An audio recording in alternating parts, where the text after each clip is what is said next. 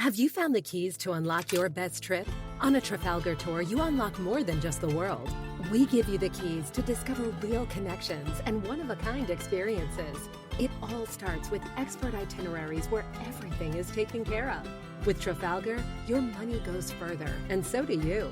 Unlock your best self. Discover more at trafalgar.com/unlock. That's TRAFALGAR.com/unlock. Everybody in your crew identifies as either Big Mac Burger, McNuggets, or McCrispy Sandwich. But you're the Filet-O-Fish Sandwich all day. That crispy fish, that savory tartar sauce, that melty cheese, that pillowy bun. Yeah, you get it. Every time. And if you love the Filet-O-Fish, right now you can catch two of the classics you love for just $6. Limited time only. Price and participation may vary. Cannot be combined with any other offer. Single item at regular price. Ba-da-ba-ba-ba. Hi, this is Scott.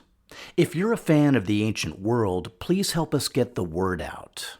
Like us on Facebook, follow us on Twitter, and rate the series on iTunes. Thanks again for listening.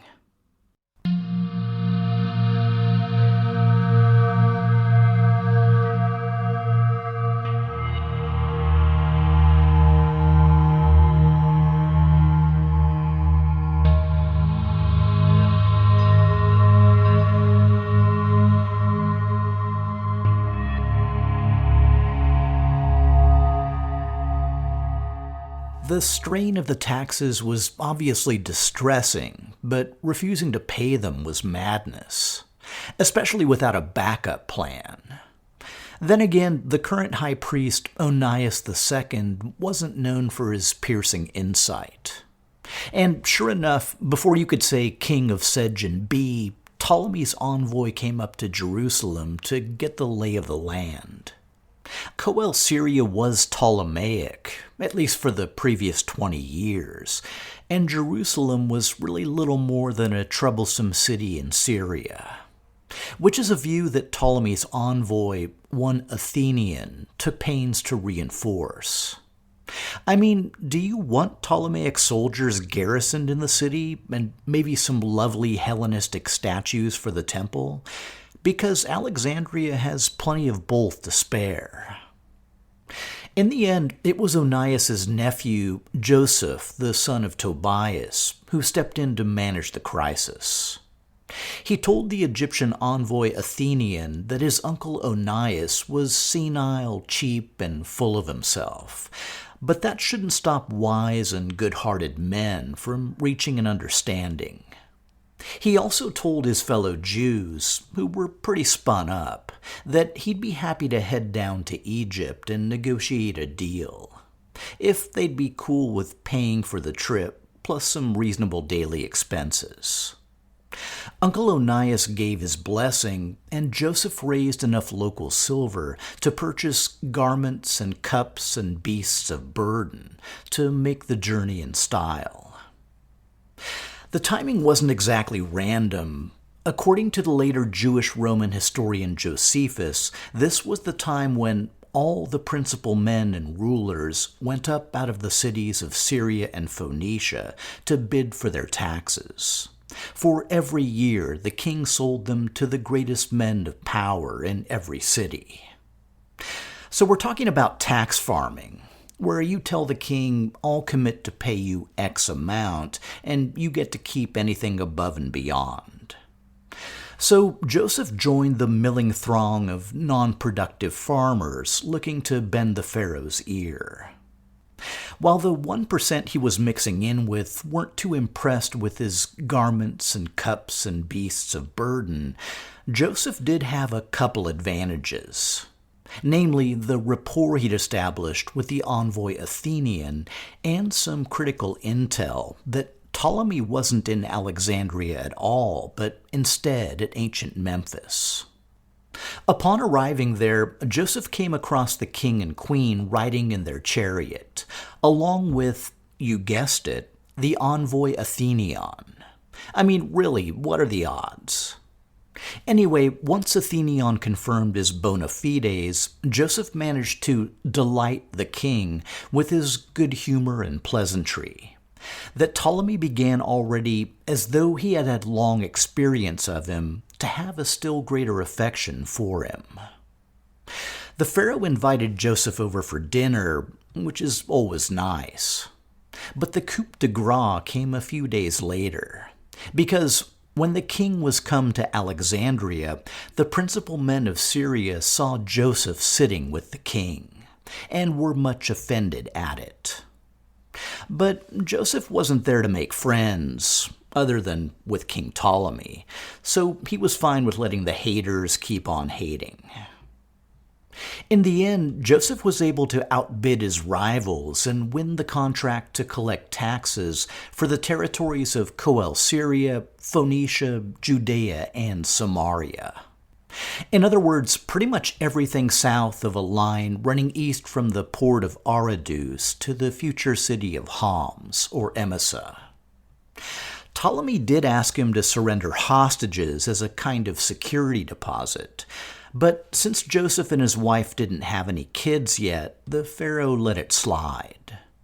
Instead, he went with a different type of security, loaning Joseph 2,000 soldiers to, as Josephus puts it, force such as were refractory in the cities to pay.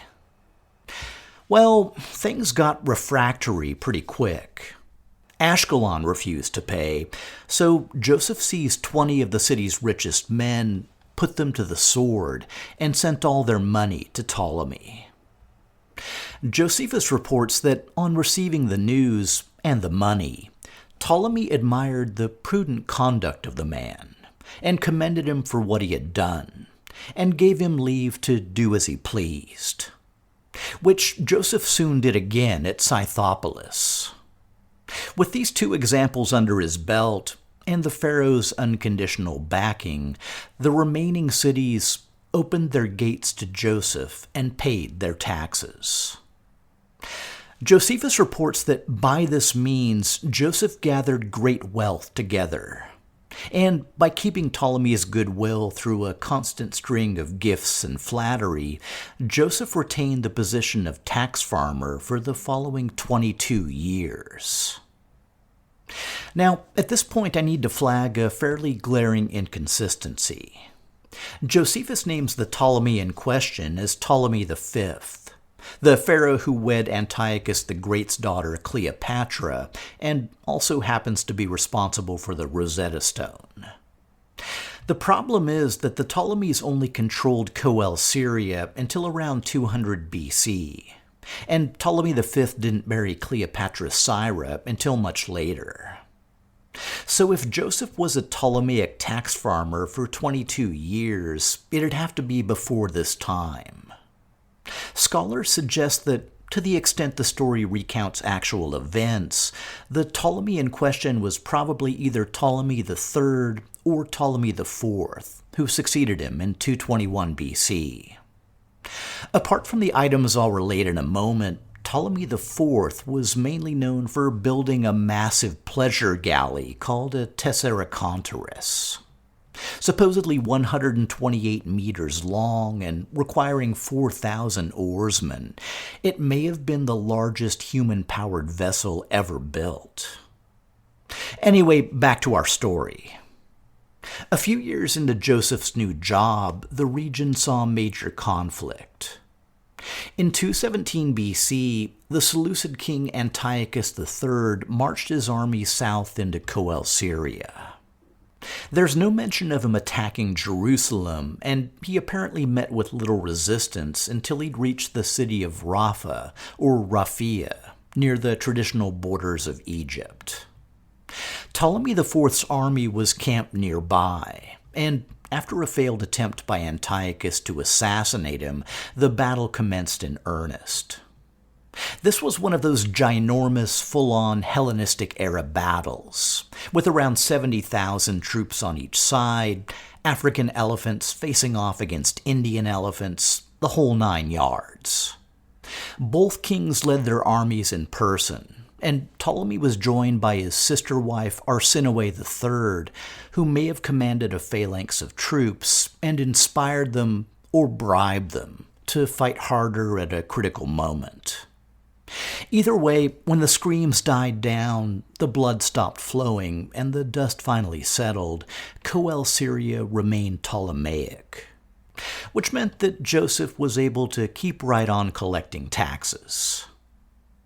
During his decades living and working in Jerusalem, Joseph had 7 sons with his wife and another son by his own niece, which we're just going to ride on by, named Hyrcanus. And because he proved himself to be sharp and sagacious and had the best disposition to virtue, Hyrcanus became Joseph's favorite, to the point where he loved him as if he were his only genuine son. Unsurprisingly, this did not make Hyrcanus at all popular with his 7 elder brothers. When a new prince was born to Ptolemy IV, Joseph was summoned to Alexandria to attend a birthday festival. But since he was getting old, he decided to send one of his sons instead. His 7 sons were all of a mind that he should send young Hyrcanus. Joseph okayed the plan, made a few financial arrangements, and sent Hyrcanus off to Egypt. And the moment he left, Josephus reports that his brethren wrote to all the king's friends that they should destroy him. Down in Alexandria, things got uncomfortable pretty quick, with financial shenanigans, stewards getting jailed, and Hyrcanus getting called before the queen to explain himself. But just like his father, Hyrcanus managed to charm the Ptolemies, and also gave them thoughtful and well-received gifts. And for good measure, he also bribed the Ptolemaic nobles his brothers had tried to intrigue with. And since gifts to the powerful are often investments, Hyrcanus ended up getting even more valuable gifts from the Ptolemies in return. Josephus relates that when his brethren heard that Hyrcanus had received such favors from the king and was returning home with great honor, they went out to meet him and to destroy him. Which is pretty single-minded, but you've got to respect their focus. We're not talking like rival armies or anything, more likely just a few dozen friends and maybe a few hired ruffians.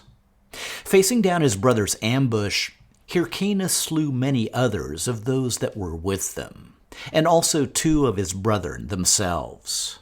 But the rest of them escaped to Jerusalem to their father. As it happened, his father Joseph was a bit ticked off that Hyrcanus had overspent on his trip, so he basically sided with the brothers, which meant that Hyrcanus was effectively estranged from his family and no longer welcome in Jerusalem. Josephus notes that Hyrcanus, being afraid for himself, retired beyond the river Jordan. It's unknown where he made his new home, but it's reasonably likely that it was in the nearby city of Rabbath Ammon, modern Amman, Jordan, renamed by the Ptolemies as Philadelphia. Because it was a major Ptolemaic center, Hyrcanus was still in favor with the Ptolemies, and what better place to hide from your homicidal brothers than the city of brotherly love? When his father Joseph died soon after, Hyrcanus was apparently given his role, and, according to Josephus, continued obliging the barbarians to pay their taxes. It's not clear whether Josephus means barbarians as in non-Greeks, but either way, he's referring to local Syrians. Josephus reports that Hyrcanus retained the farm of the taxes of Syria and Phoenicia and Samaria 22 years, just like his father. Which, if it's anywhere near true, implies some fancy maneuvering. Because a few years into Hyrcanus' tenure, the Seleucid king Antiochus III returned to Coele Syria. This time, he faced off against the very young, very weak, and relatively new Egyptian ruler, the 10-year-old Ptolemy V. Antiochus opened by bribing the Ptolemaic governor of Coele Syria to defect to his side, But the move was countered by a Ptolemaic general named Scopas, who reconquered much of the south. The following spring, both sides faced off at the 200 BC Battle of Panium, which was fought in the modern Golan Heights near a major source of the Jordan. According to historian Paul Johnstono, pressed from two sides by war elephants, phalangites, and cataphracts, the relatively immobile Ptolemaic phalanx was almost annihilated where they stood. Scopas and the survivors abandoned the field to seek refuge in various cities, including Jerusalem, but were eventually forced to surrender. It was a complete victory for Antiochus III, and the Ptolemies had no choice but to permanently surrender control of Coele Syria, which implies that Hyrcanus might be out of a job, only maybe not so fast.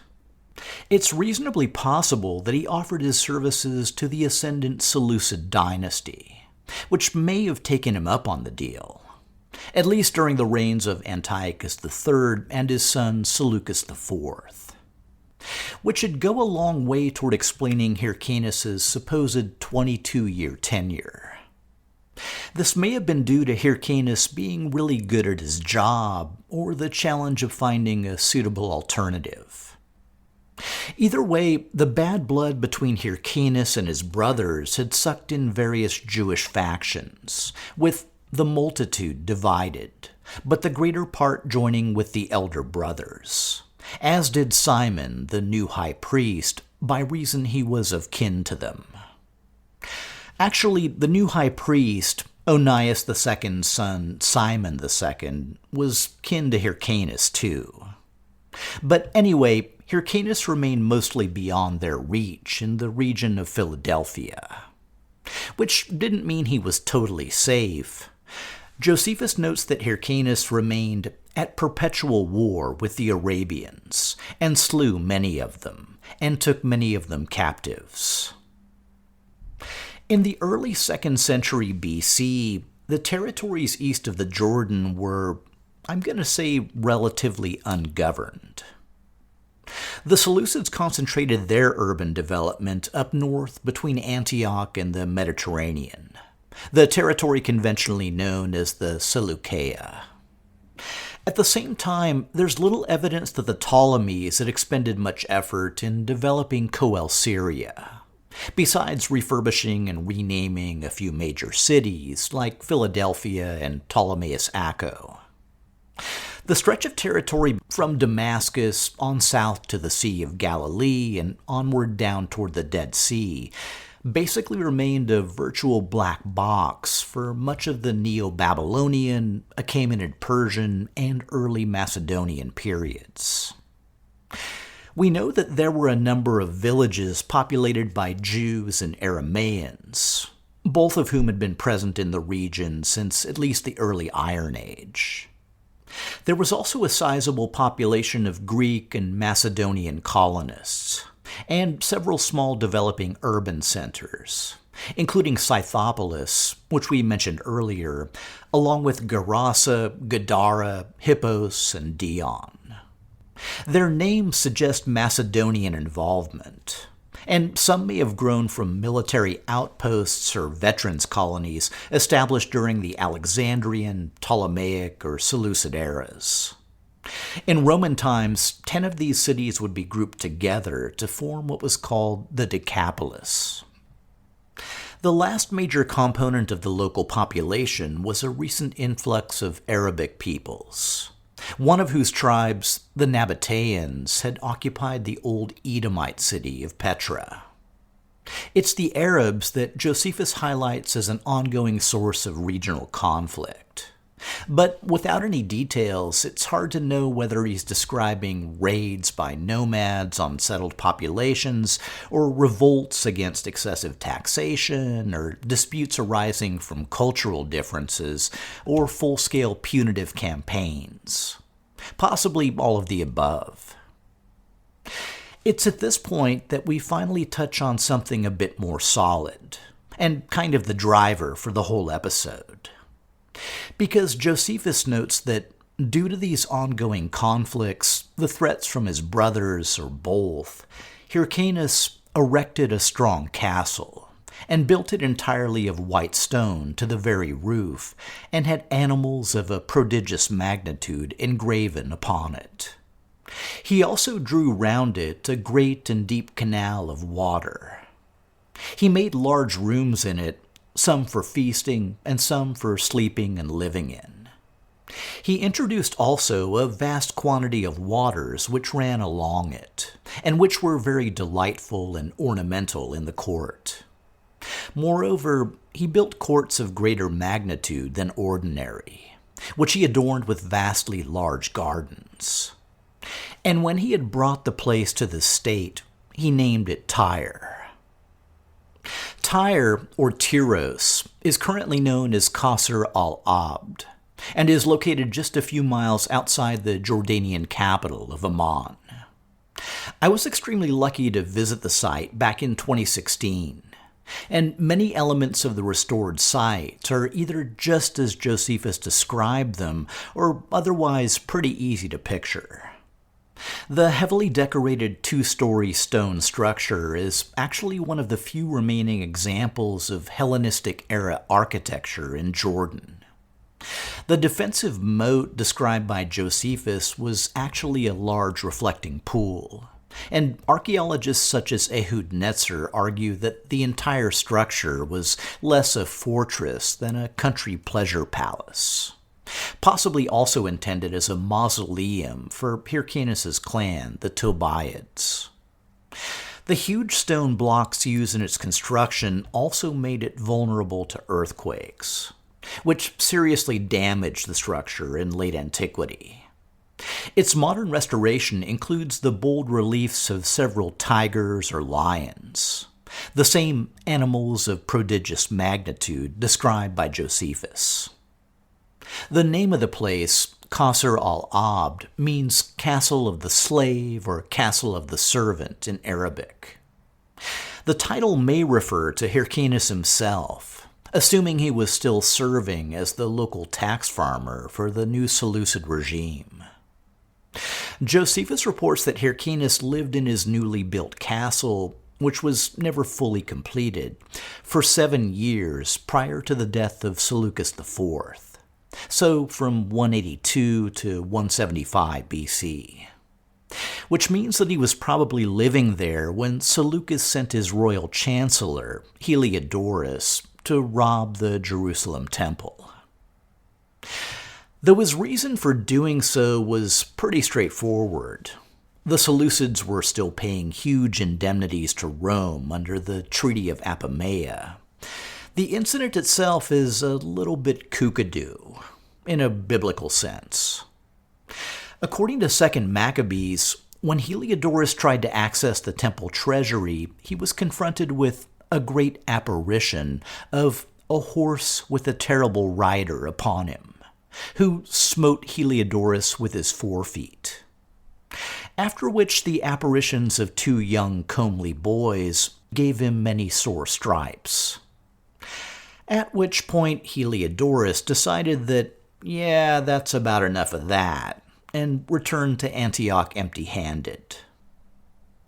In 175 BC, as mentioned earlier, Seleucus IV died at the age of 42, supposedly assassinated by Heliodorus. In the ensuing power struggle, Seleucus's brother came out on top and was elevated to the kingship as Antiochus IV. Early in his reign, there was a major kerfluffle in Jerusalem with a significant bearing on our story. The latest high priest was Onias III, the son of Simon II. When Onias III died with only an underage son, his brother assumed the high priesthood under the name of Jason. Jason seemed to start out in Antiochus's good graces, getting permission to build a new Greek-style suburb and gymnasium on the outskirts of Jerusalem. But a few years later, for reasons that are a bit unclear, but may have involved bribery, Antiochus IV ejected Jason from the role and installed his younger brother as the high priest Menelaus. Despite his widespread popularity, Jason was driven from Jerusalem by the faction led by Hyrcanus' surviving brothers. And it's likely that when he fled the city, he made a beeline for the one wealthy and powerful man who hated the Tobiad brothers as much as he did, their exiled brother, Hyrcanus. After some period spent recharging in the luxurious pleasure palace of Qasr al-Abd, Jason rallied his faction, returned to Jerusalem, and ejected Menelaus from the high priesthood, which may have made the general population of Jerusalem happy, but in case anyone's forgetting, Jason had been deposed and Menelaus installed by the new king Antiochus IV.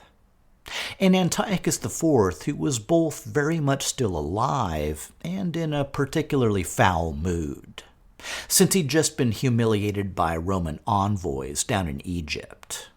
The whole "don't leave this circle until you give me an answer" thing. So he was likely not well inclined to hear the news that some rebel Judeans were openly challenging his authority. The king's response was fairly brutal. According to 2 Maccabees, Antiochus set out from Egypt and took Jerusalem by storm. He ordered his soldiers to cut down without mercy those they met and slay those who took refuge in their houses. In the space of 3 days, 80,000 were lost, 40,000 meeting a violent death, and the same number being sold into slavery. Menelaus was restored to the priesthood, and the temple treasury was looted for good measure.